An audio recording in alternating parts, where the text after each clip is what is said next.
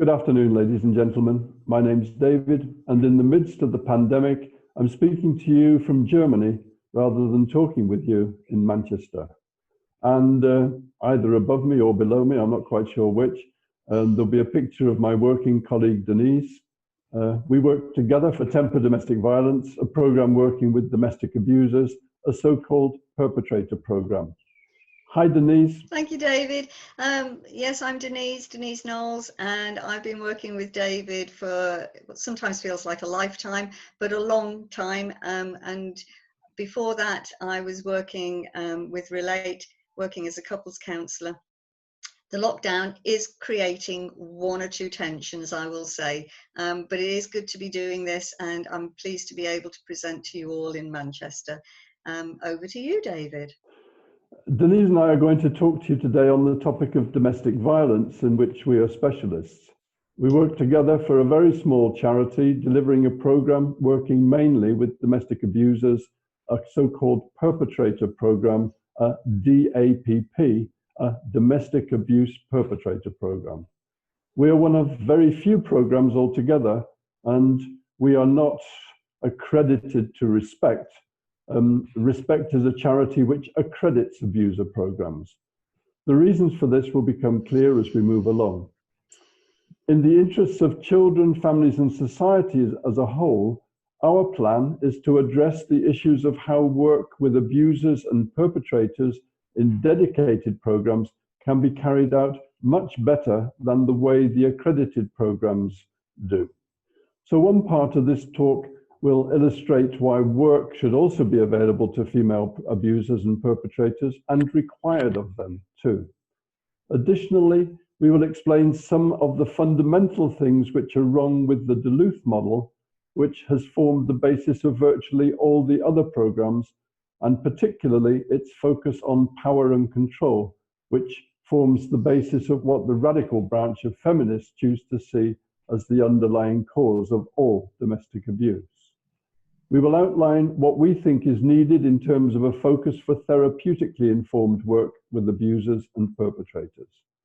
My 25 years working on this, and our joint 24 years revising and developing the program as we go along, leaves us in no doubt of its overall effectiveness, believing that to be about 70% overall.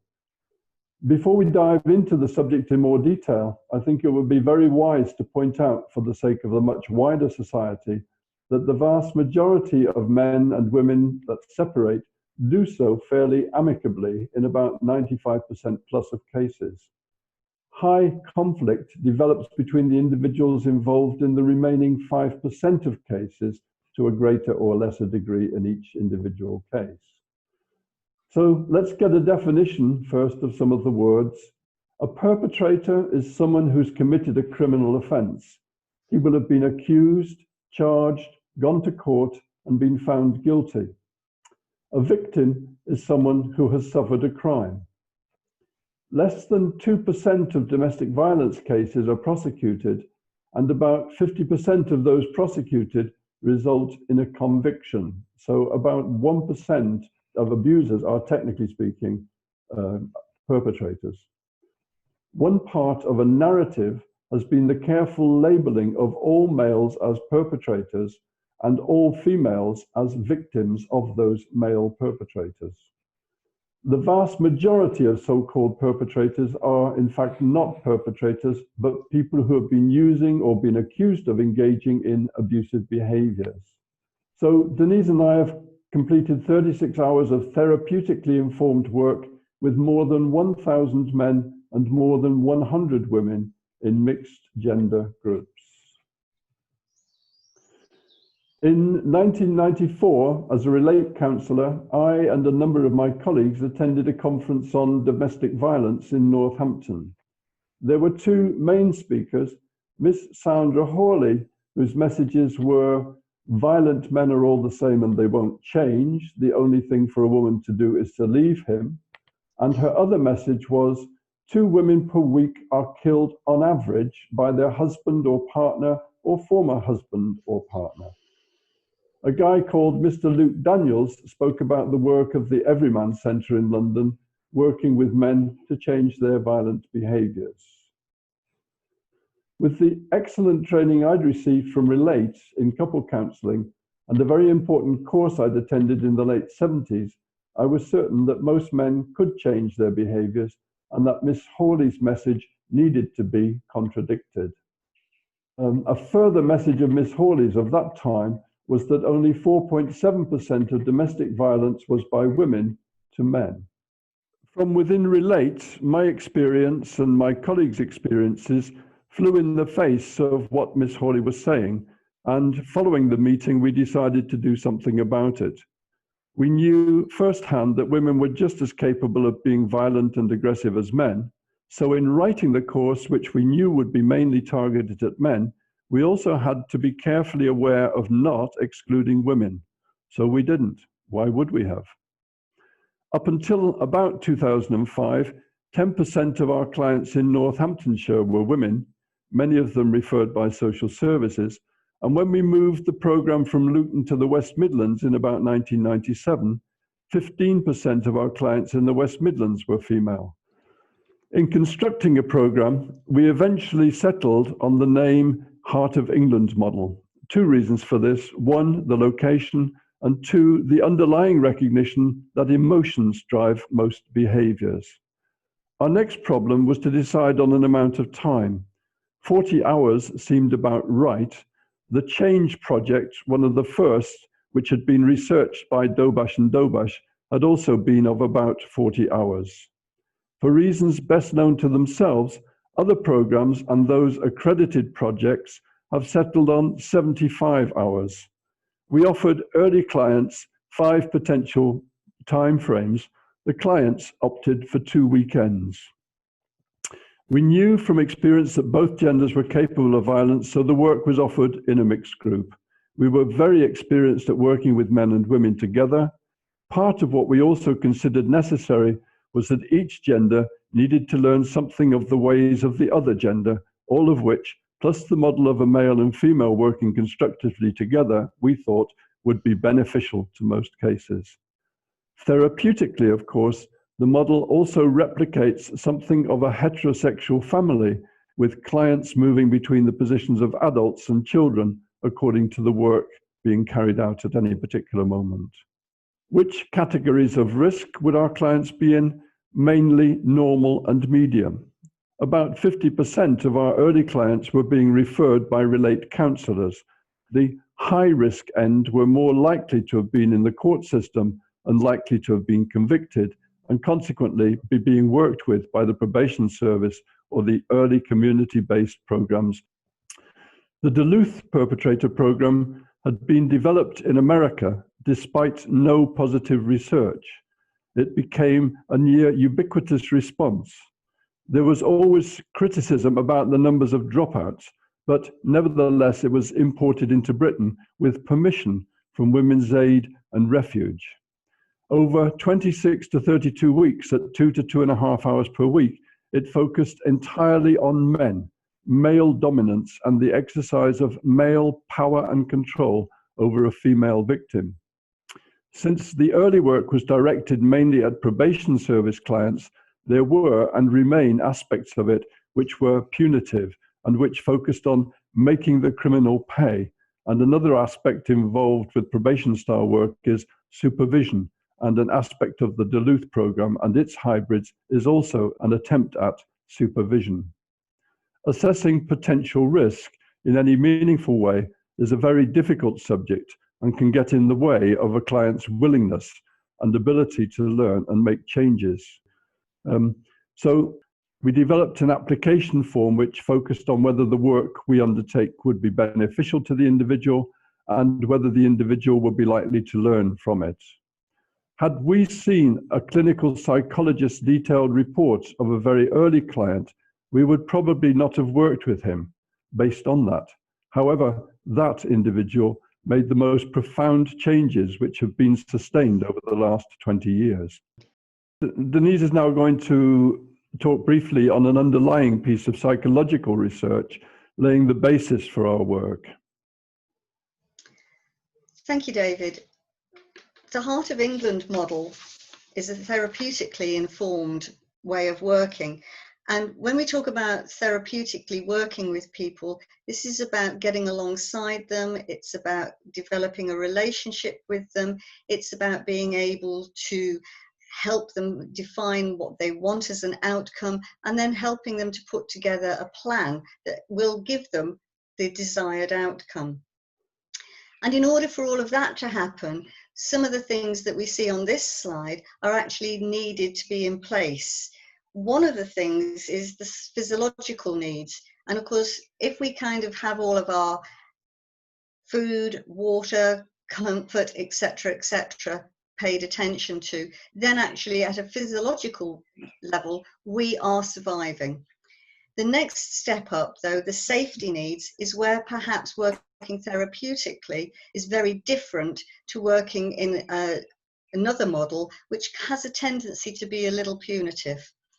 This way, when people are working in an unsafe environment, they really don't begin to learn. They don't feel safe enough to be vulnerable, to open up, and to actually explore what is needed for them to learn not only about themselves, but also about living in a couple or indeed family relationship. So the Heart of England model and Temper DV works therapeutically in order to begin to address these safety needs, so that actually the person and persons can move from not just the physiological needs being met, but their safety needs also to be met. And then they can move on up through love and belonging, through esteem, and to the top of the triangle, which means that they can actually become the best person that they most would like to be. Some of the things that we do in Temper are actually exercises that will help the individuals to move up this triangle.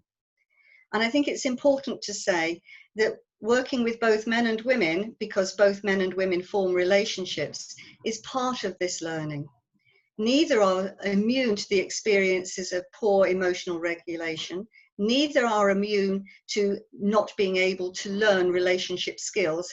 And indeed, neither are actually immune to experiencing trauma, whether that be inside a loving relationship or indeed outside a loving relationship. One of the things that Temper offers is a psychoeducational model. It provides tools for the individuals to learn so they can better understand not only the needs of themselves, but those of others. Working in closed groups, as Temper does, helps feelings of safety to develop. Without the feelings of safety, individuals can indeed get stuck and not grow beyond attending simply to their physiological needs and basic security needs. Temper's clients are often unaware of where they got stuck, of the skills they haven't as yet acquired in order to move from surviving through to thriving. To be wholly involved in their life, their partner's world, and to be the best parents that they can be is often the goal that we here, the men and the women that attend the course, wish for. So they want to move from the bottom of our triangle all the way up to the top of it. The exercises Temper has developed helps clients to change their state, their mind state, to change their stance, and through to changing the story that they have of themselves, to be able to receive compassion safely, to develop self-compassion so they can look after themselves and self-soothe, and to be able to receive compassion safely.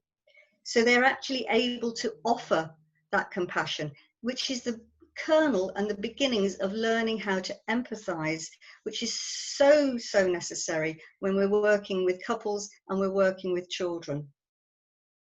In working therapeutically with both men and women, not punitively, Temper offers the possibility of growth, understanding of others and self by providing a model of secure attachment. Many of our clients have experienced insecure attachments through a lack of trust and feelings of not being safe in the environments that they grew up in. So if we move on to the next slide, Denise, essentially it's a developmental model. The little person on the right needing to adjust and develop towards a relational individual on the left.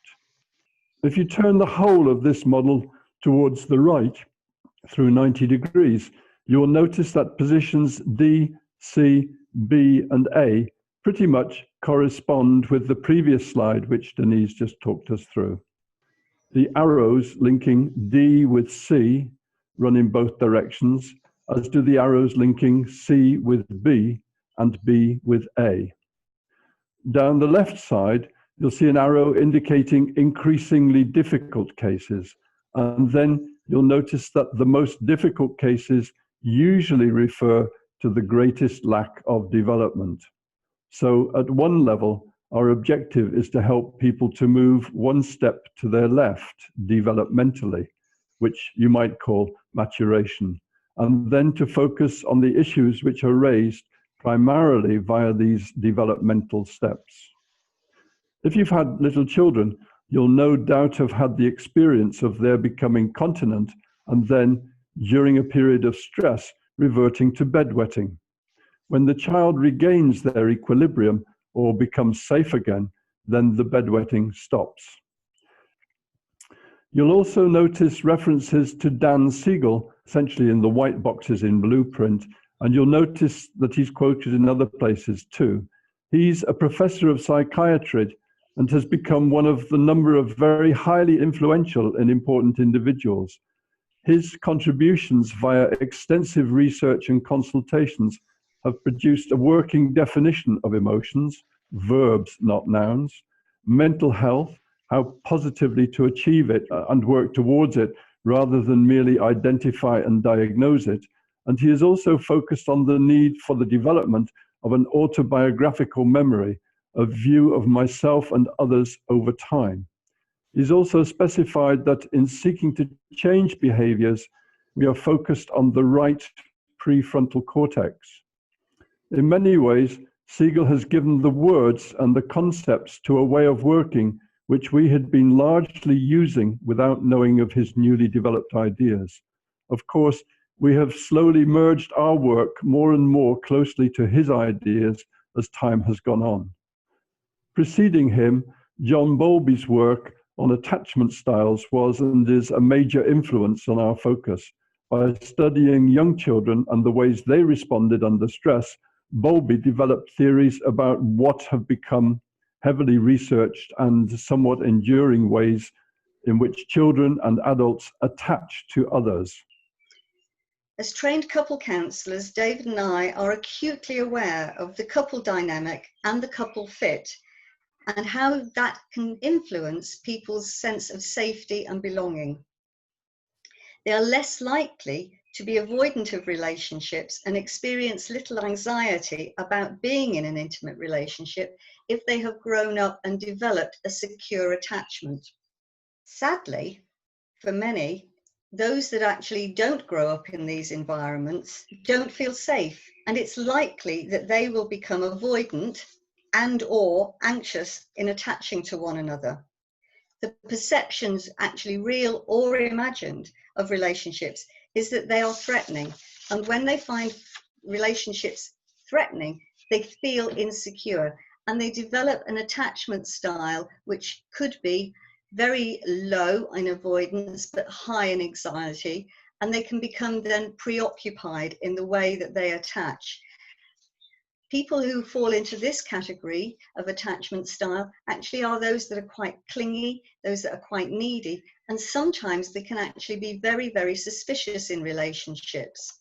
They become preoccupied with being in a relationship, and they may be quick into relationships and slow out of them due to their very high anxiety levels, believing themselves unlovable, and therefore finding themselves staying in unhealthy relationships. If someone has high anxiety and is highly avoidant regarding relationships, they develop what's referred to as a fearful avoidance style, meaning they can be very scared of committing to any form of relationship, but at the same time wanting to be in it, craving to be in a relationship. Almost everything about an intimate relationship raises fear within them and can cause them to withdraw in a relationship and indeed not ever want to form a relationship. So somebody in this style may well actually withdraw from any intimacy within the relationship, or indeed not be able to manage any warmth coming towards them. And if someone is highly avoidant of a relationship and have very little anxiety, they can become what's referred to as dismissing and avoidant, believing that being in a relationship really isn't important or indeed necessary for them to thrive. They are likely to push people away because to admit to any vulnerability or need is just too terrifying. I think it's easy to see from these attachment styles that relationships can be very, very complicated, and forming them can be very, very scary. And because much of this happens at an unconscious level, individuals and couples can protect themselves by employing primal survival strategies, by fighting, by fleeing, withdrawing, and or by freezing, just closing down. Looking at this, these are the three strands of work, an outline of the three strands of work to which we work. Essentially, starting at the bottom left, we work in all three directions whenever possible simultaneously. On the left-hand side, going vertically, is about the steps in developing behavior skills, responses as opposed to reactions, and developing several kinds of new behaviors which can be practiced extensively by an individual in their daily and future lives. Going horizontally across the bottom, you'll see cognitions. Understanding would be a simpler word. And again, there are a number of themes within this understanding. The third strand, going diagonally bottom left to top right, contains emotional steps and what we describe as the emotional thread. Through this therapeutic thread, clients will be engaged in exploring their own emotional makeup and being helped to recognize emotions going on in them, so that with those recognitions, they can learn to respond rather than to react. Controversially, as far as feminism is concerned, you can see from this diagram that we explore with clients their own difficult experiences in childhood, adolescence, and young adulthood. Often, this involves their own abuse or fearful situations in which they found themselves. In looking back like this, from an adult's perspective, the client develops or begins to develop their autobiographical memory. This often opens them to aspects of their life which were painful or very difficult, and this in turn helps them to draw conclusions about their own children's and partners' likely experiences in the situation in which they find themselves. From our point of view, these are the early steps in developing empathy, which you can see being the top level of strand C. So slide 9 is about emotions, and this is another part of our treatment model. Around 1998, Denise and I developed these ideas about emotions as a way of helping our clients to become more aware of the processes going on in themselves. Denise is going to talk mainly to this slide. Thanks, David. Linking this slide back to the slides that we've previously seen, if we think about our clients, often they are not given the opportunity to think about the state that they find themselves in. And they're not often given the opportunity to make links to their primary emotions, thus helping them to develop some self-awareness and awareness of others. So one of the reasons that Temper will work with these emotions is to help people to understand the emotions not only within themselves, but also, as I've said earlier on, with the emotions that others may be experiencing. And if we look at our emotion wheel, we can sort of look at this and see trust right at the top of it. And trust comes from having our attachments needs met in secure families and actually secure environments. And distrust feeds into our feelings of not being very secure, not being very safe, and that leads to the insecure attachments that I mentioned earlier on. The emotion of anger is linked to our survival strategy of fight, and the emotion of fear is linked to our survival strategy of flight. And if we look at shock, it is quite closely linked to the emotional state of comas and startle and all of those, but it puts us into that survival strategy of freeze, where we actually just stop. And in conflictual couples, if one of them is angry, the other is likely to be frightened, increasing the distance between them. And again, thinking about the dynamic in couples, if one person is frightened and withdraws, runs away, flees, the other person may become increasingly angry and actually want to follow them. All of these dynamics are then understood, and people can start to say, oh yeah, I behave like that, or that is exactly what happens in my relationship. By beginning to understand these states, these emotions, and what's going on inside them, our people are able to start to regulate these emotions. Temper invites clients to explore other emotions that could be triggering these basic primal survival strategies by asking them to sense what indeed is going on inside of them, alerting them to the early warning signs that they may be beginning to feel unsafe or threatened. By doing this, they're able to discover ways of deactivating their hyper or hypo arousal systems and enabling the possibility of remaining in that place where they, in the middle of this homeostatic state, where they can quickly and easily move around all of these emotions by identifying them and then explaining them. None of this work is gender specific. Men and women have these emotions. They have these survival mechanisms, and they have these attachment styles. It's the reason, or one of the reasons, that temper works with both men and women, because to give intimate relationships an equal platform and children a healthier model of emotional regulation and safety, we have to help others to understand what's going on in us, and we have to learn to understand what is going on in them. At the bottom of this slide, there's information again emanating from Daniel Siegel, who is the American professor of psychiatry, who's produced a great deal of very useful work on the role and regulation of emotions. Denise and I developed this model in about 1998. Much later, we discovered that a Professor Plutchnik had produced something similar, but we think our model fits better with the way in which we see emotions flipping and changing.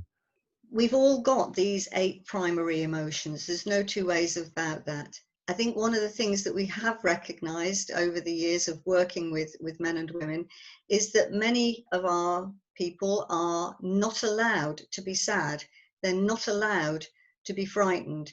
So these emotions become really quite well suppressed, ignored by them. And they kind of, I will say, go into a jar that they've got inside them, and they fester. And it kind of is a little bit like a pressure cooker. Eventually, the pressure grows too great.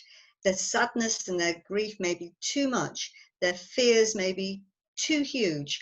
They can no longer contain them. And that's often when we see people behaving, not feeling, but behaving in a very angry way. So we have to look at the behavior of anger and check out just exactly whether it is that person is angry or whether there is another emotion driving that. And that could be either sadness or fear. It might even be curiosity. They cannot understand what is going on. And so they lose their temper. They become annoyed. They become irritated. If we can help people to identify the driving emotion, the emotion that is driving their behavior, then we can actually help them to not only change their behavior, but understand how they got to this place. In order to sort of look at a reason that temper continues to work with both men and women, we have found research from Michael P. Johnson, who sort of gave this research in the early 2000s. And what this research here is showing us is that both men and women are capable of being abusive within relationships.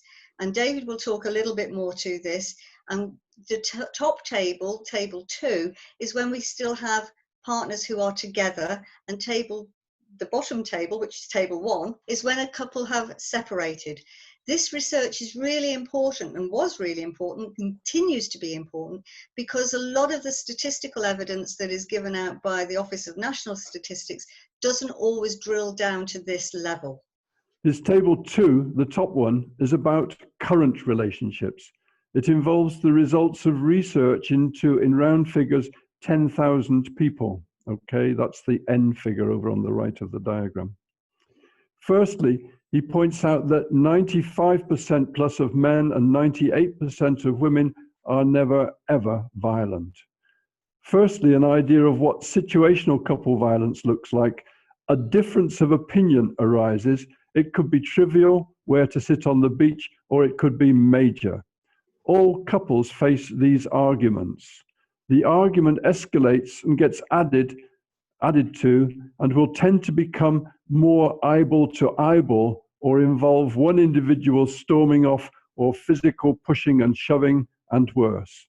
Either party may become more aggressive as the situation becomes more and more heated.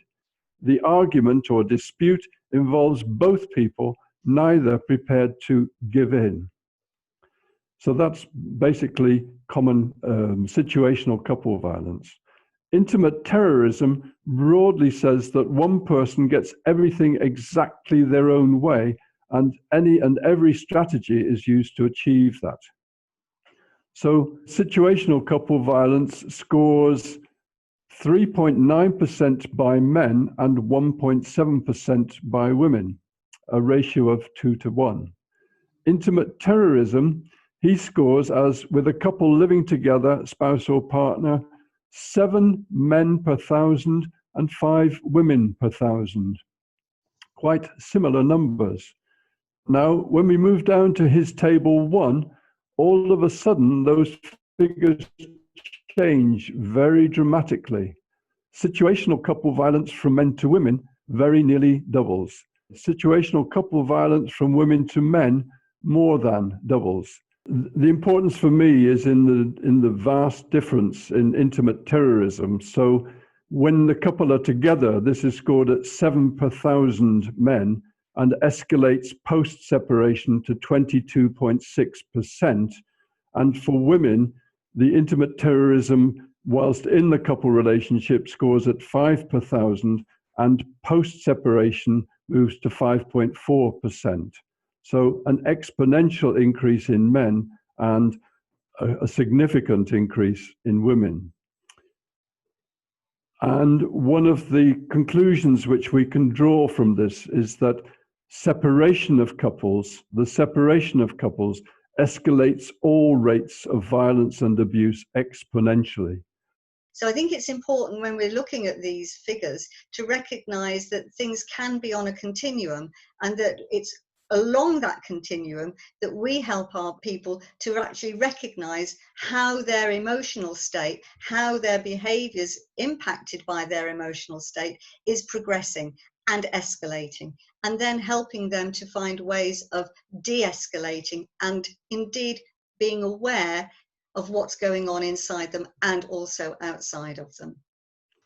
So this slide is really about a freedom of information, which I picked up from the Northamptonshire Police.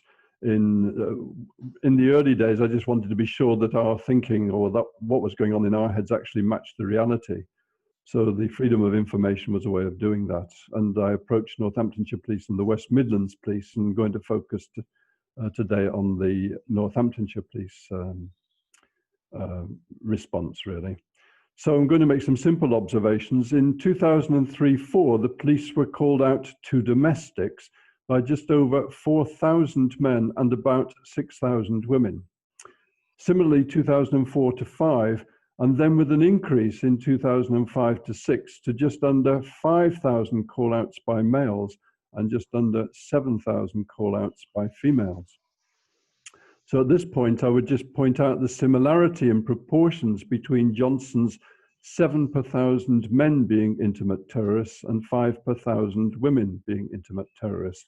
Not that these cases are about intimate terrorism, but it does give you an understanding of the proportion again, which is not quite matched by the ONC figures, but it's approaching them. So now with an arrest somebody policy, which began in 2005, 2006, the police started to act very differently. So they were instructed to arrest someone.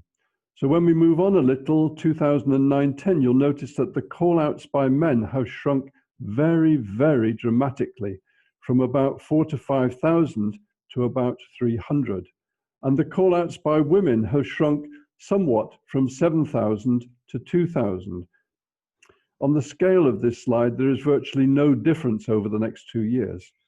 What we can see prior to the change of policy is that men were calling maybe around 2/3 of the number of women that were calling. And when we look at the next set where the policy has changed, we can see now that men are calling maybe much less, maybe about 1/3 or 1/4 to that women were calling. So if we move on to the next slide, what we have here is the number of arrests, and I'm going to let David talk to that. So what has happened? Well, obviously the police in the early days were being used to keep the peace. There were never any real consequences. The police attended, so that would have simply been repeated when either party required it. But by 2009 to 10, men have virtually stopped calling out the police. Why would that be? In part, some of the reason for this will be that they may expect to be arrested instead of the partner. And many partners will now also have learned that with the arrest policy in place, there are enormous risks to the couple relationship and to the family fortune and stability if the man is arrested, etc. Positive consequences for the police from this: much less involvement with DV equals savings and cost. Negative outcomes for radical feminism, perhaps many fewer potential clients coming forward, and therefore financial worries. A bit more about domestic violence statistics. This is a comprehensive review by Jennifer Lang-Hinrichsen-Rohlen, and it was based on a meta-analytic study of 49 other studies. So Jennifer's research paper focused on situational couple violence, it being bi-directional, and scored at 59.6%, so very nearly 60%, bi-directional, both individuals involved in the violence, often with the woman slapping the man or throwing something. Jennifer's research then established that 22.9% of domestic violence was unidirectional, female to male. And male violence then being scored at 17.5%. The proportions of this are really what is very interesting, that such a high proportion, fairly similar to Johnson's statistics, involve situational couple violence. And then the other startling result of this, that female unidirectional violence to men is actually more significant than male unidirectional violence to women, completely in contrast to what the feminist mantra says. Jennifer's paper is in line with more than 560 other papers which find similar outcomes. More than 80% of women become the resident parent in the acrimonious separations. The potential safety of children would seem to be potentially compromised by overlooking and ignoring the research, which in fact scores violence as more often reciprocal, or with women being more frequently violent to men than men to women. So where does that take us? Radical feminism has wanted and wants us to see all domestic violence as males to females. Radical feminism only wants there to be male abusers, which is why all of the programs in the UK, with the exception being of ours, are focused entirely on male perpetrators. The work to be undertaken according to that radical feminist narrative is in the power and control model. Unfortunately, there's a major fly in the power and control ointment. The fly is no less than the late Ellen Pence, who originally designed the Duluth abuser program. In 1999, in her book Duluth and Beyond, she had the honesty to admit that achieving power and control over a woman was a misplaced notion which she and her colleagues had almost accidentally built into their program. She openly admitted that she and her colleagues took every opportunity to challenge men that they were motivated by a desire for power and control over their female partner, and when they didn't agree with this, they were described as being merely in denial. Mr. Neil Blacklock of DVIP back in 2006 spoke on Radio Northampton with Denise here, and he indicated that less than 25% of the men that attended the DVIP, that's a program based in London, actually completed it. And Mirabel is still finding very, very small numbers of completions from 4 projects running at least 7 programs. I think it was 36 people. And I'm going to suggest now that the failure to change the program to engage better with men is actually done intentionally. In Ellen Pence's book, Jacqueline Campbell, an early feminist writer, stated in 1997 that the domestic violence programs, i.e. the Duluth programs and DVIP that I've just mentioned, were an attempt to create a firewall against therapeutic practices. Those therapeutic practices, that is, didn't meet feminist objectives. All the accredited Duluth-style programs have had a long and well-documented history of major dropouts. Since the early programs were essentially trying to supervise a relationship, if the male perpetrator was reported violent with his partner, he was thrown off the program. So probably in an attempt to reduce their dropouts, they only allow separated men to attend. Accredited programs will not work with individuals who have not separated from their partner. For those few men who complete a program, the next hurdle is in the concluding report. In my professional opinion, Mr. X did not make the necessary changes. And with that, of course, the opportunity for developing contact with their children, or the opportunity for the children to develop contact with their father, is absolutely dead in the water. What became of Miss Hawley? An investigation, a complaint of bullying, 19 fundraisers having been sacked.